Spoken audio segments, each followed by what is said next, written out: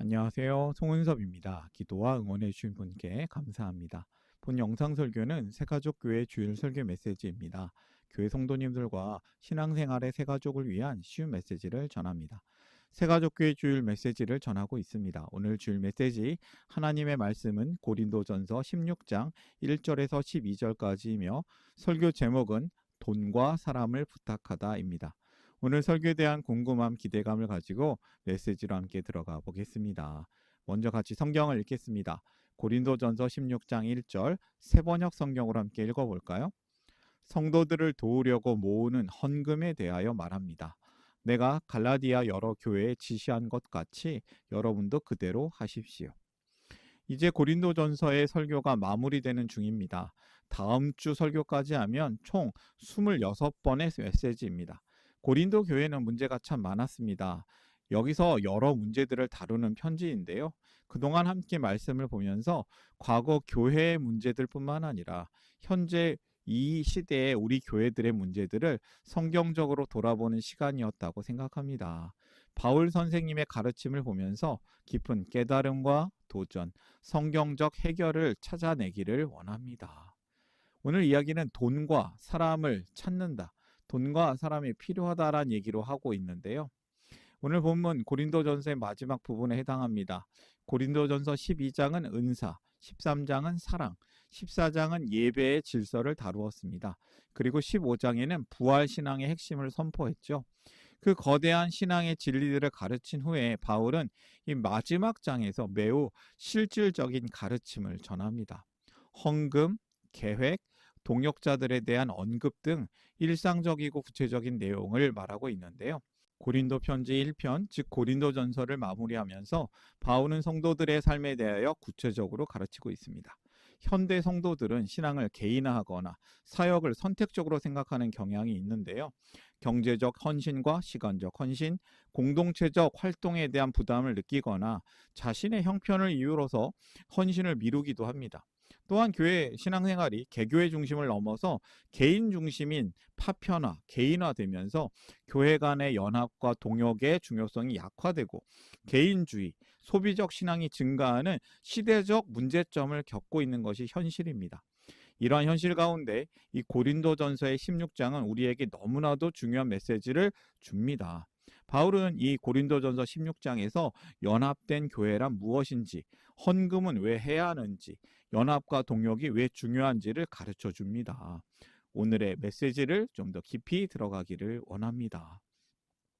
오늘 설교를 위해서 세 가지 질문을 준비했습니다. 쉬운 질문이며 답도 쉽습니다.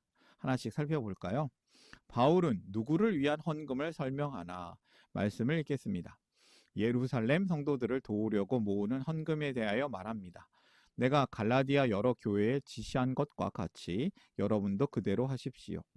매주 첫날에 여러분은 저마다 수입에 따라 얼마씩을 따로 저축해 두십시오. 그래서 내가 갈 때에 그제야 헌금하는 일이 없어야 할 것입니다.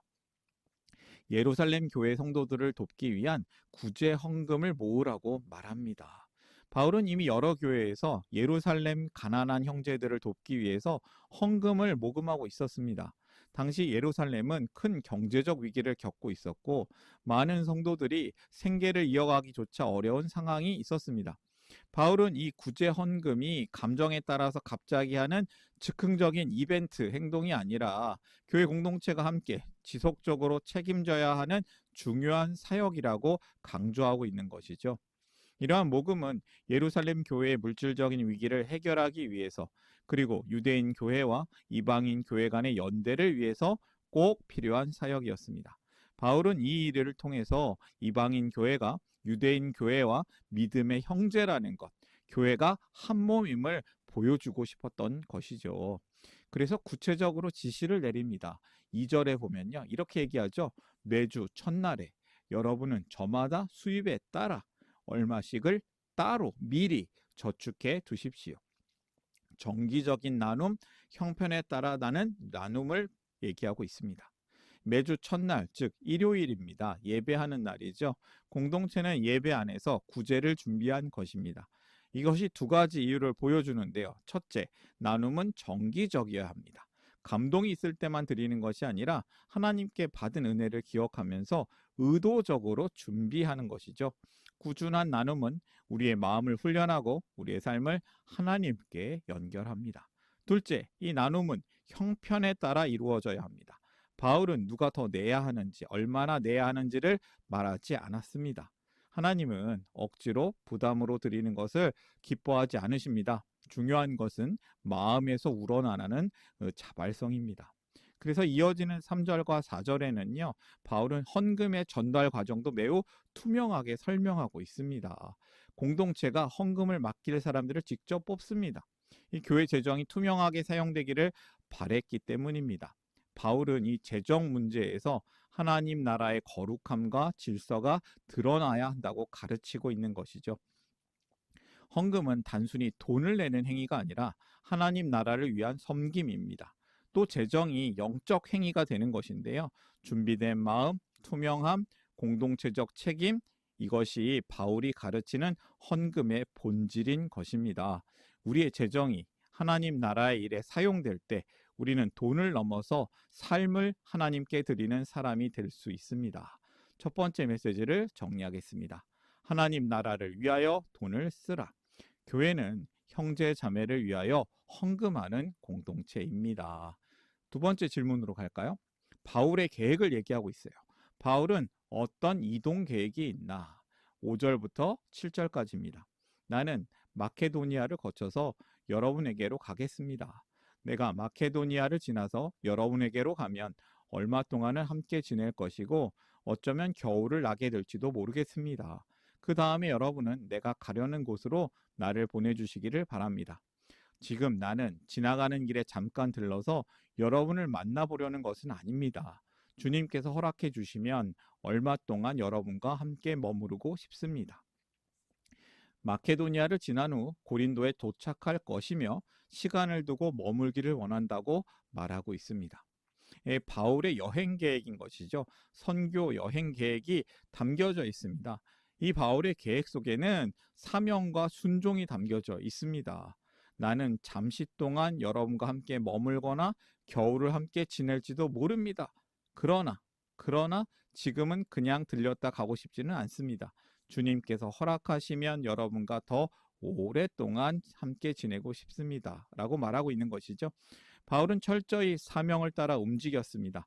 그러나 그는 자신의 계획보다 주님께서 허락하시면 이란 조건을 붙여서 말하고 있습니다. 사명을 이루려는 열심만큼이나 하나님께 자신의 계획을 맡기려는 순종, 겸손이 있었던 것이죠. 그리고 나서는 에베소에 머물려는 이유를 얘기하고 있어요. 8절과 9절 말씀 읽어볼까요? 그러나 오순절까지는 에베소에 머물러 있겠습니다. 나에게 큰 문이 활짝 열려서 일을 많이 할 수 있는 기회가 왔습니다. 그러나 방해를 하는 사람도 많이 있습니다. 바울은 이런 얘기를 하고 있는 것이죠. 문이 열렸다라는 표현은 하나님께서 사역의 길을 열어주셨다는 의미입니다. 그러나 그 문이 열려 있다고 해서 모든 것이 다 좋고 좋은 것은 아니죠. 오히려 적이 많았습니다. 이것은 매우 중요한 영적인 원리가 됩니다. 하나님의 사역에는 기회와 위기, 대적이 함께 옵니다. 이제 문이 열렸다고 그 어려움이 사라지는 것은 아니었죠. 오히려 하나님이 역사하실 때 그 반대도 함께 일어났습니다. 이때 바울이 대적이 많다는 정보를 두려움의 근거로 삼지 않았습니다. 도리어 하나님이 역사하시는 증거로 여기고 더 열심을 내는 것이죠. 그래서 그는 떠나지 않고 머무릅니다. 이것이 사명자의 순종의 모습이 되었습니다. 바울은 이 상황을 분별하고 있습니다.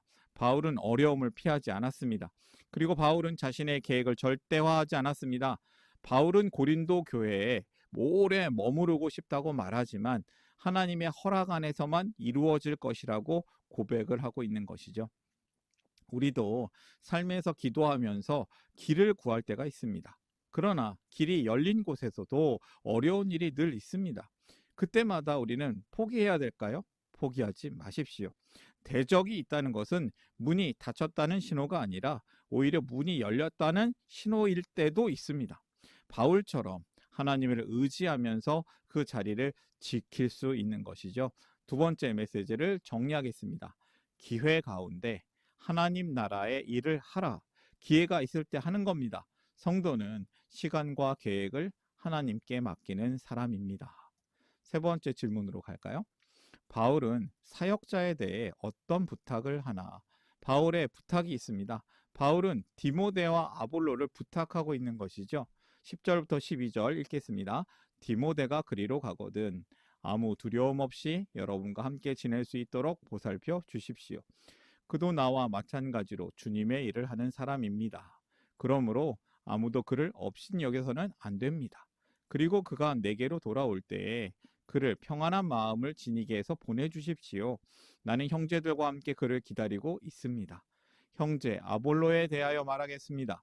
내가 그에게 다른 형제들과 함께 여러분에게 가라고 여러 번 권하였지만 그는 지금 갈 마음이 전혀 없습니다.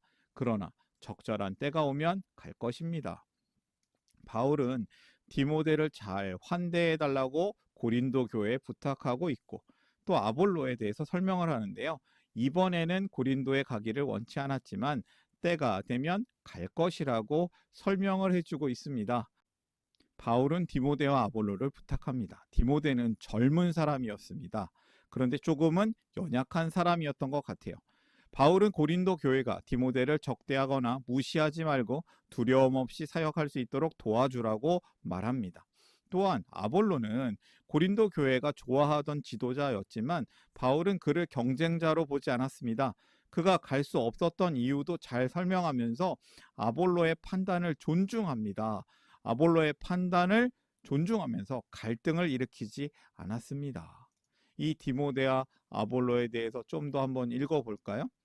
디모데는 젊었고 성격도 온유하고 때로는 소심한 사람으로 보여집니다. 그래서 고린도 교회 같은 복잡한 공동체에서는 어려움을 느낄 수 있었던 것이죠.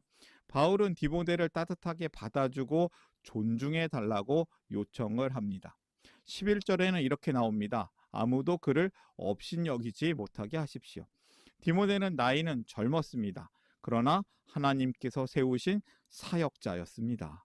믿음의 공동체는 이러한 사역자들을 보호하고 존중하고 지지해야 하겠습니다. 그리고 교회는 은사가 뛰어난 사람뿐만 아니라 연약한 사람도 세우면서 함께 가는 곳입니다. 아볼로에 대해서도 볼까요? 12절에 보면 나는 그에게 여러 번 권했으나 지금은 갈 뜻이 없었습니다. 라고 하죠. 바울은 아볼로의 결정을 존중합니다. 비록 당장 고린도로 가기를 원하지 않아도 그것을 강요하지 않습니다. 사역자는 사람 뜻 아니라 하나님의 뜻을 따라 그 하나님의 때를 따라 움직여야 하겠습니다.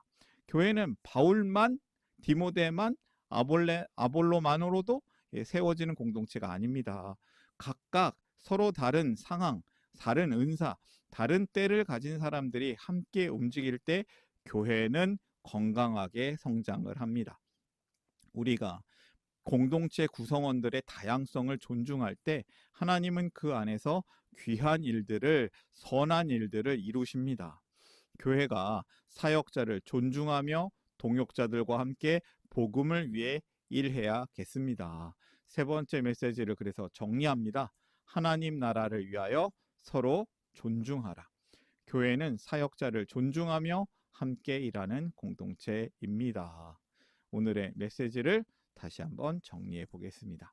저는 오늘 메시지를 마무리하면서 몇 가지 더하는 질문을 드려보겠습니다. 나는 하나님께 드리는 헌신을 얼마나 규칙적이고 신실하게 실천하고 있는가? 내 삶의 형편 안에서 하나님께 드릴 수 있는 최선의 헌신은 무엇인가? 또 다른 질문이에요. 하나님께서 내게 열어주신 사역의 문은 무엇이며 나는 그 기회를 어떻게 사용하고 있는가? 우리 공동체 안에서 사역자를 어떻게 더 잘 세우고 도울 수 있을까? 내가 속한 공동체에서 동역자를 어떻게 존중하고 있는가? 이러한 메시지를 생각하면서 더하는 질문을 생각해 보기를 원합니다. 오늘의 메시지를 정리하겠습니다. 첫 번째, 하나님 나라를 위하여 돈을 쓰라. 교회는 형제 자매를 위하여 헌금하는 공동체입니다. 두 번째, 기회 가운데 하나님 나라의 일을 하라. 성도는 시간과 계획을 하나님께 맡기는 사람입니다. 세 번째, 하나님 나라를 위하여 서로 존중하라. 교회는 사역자를 존중하며 함께 일하는 공동체입니다. 오늘의 메시지를 마음에 담고 삶으로 결단하면서 함께 기도하기를 원합니다. 기도하겠습니다. 당신의 선한 일을 위하여 우리를 작품되게 하시고 새로운 가족 되게 하시고 새로운 삶을 살게 하시네. 사랑의 하나님 아버지, 교회는 형제자매를 위하여 헌금하는 공동체인 것을 고백합니다. 우리가 하나님 나라를 위하여 돈을 쓰는 믿음의 가족으로 살기를 기도합니다.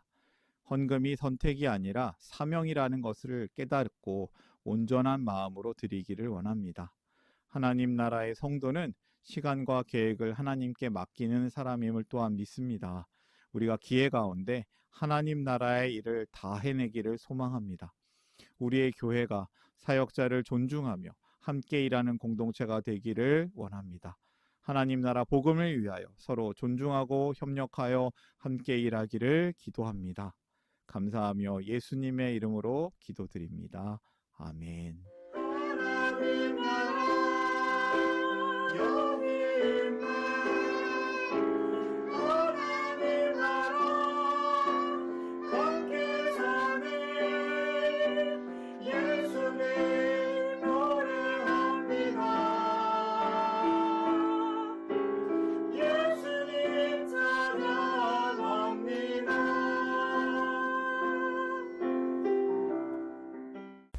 샬롬, 송은섭입니다. 저를 통해 또는 누군가의 추천과 우연한 기회로 이 메시지를 보게 되신 분들께 감사합니다. 모든 성도님들은 하나님 나라의 새가족이십니다. 교회를 처음 나오신 분들만 새가족이 아니라 우리 모두가 새가족입니다. 왜냐하면 우리가 하나님 나라에서 새로운 관계가 된 새로운 가족 공동체이기 때문입니다. 본 설교는 새가족교회 공동체 새가족과 후원자를 위한 메시지이며 기독교를 잠시 떠났거나 새롭게 시작하시는 분들을 위한 쉬운 메시지이기도 합니다. 혹시 새가족교회의 가족, 새가족 또는 후원자가 되기를 원하시는 분들은 이메일로 카카오톡 아이디로 연락을 주시면 감사하겠습니다. 오늘의 메시지 하나님의 은혜가 넘치시기를 바랍니다. 사랑합니다. 축복합니다.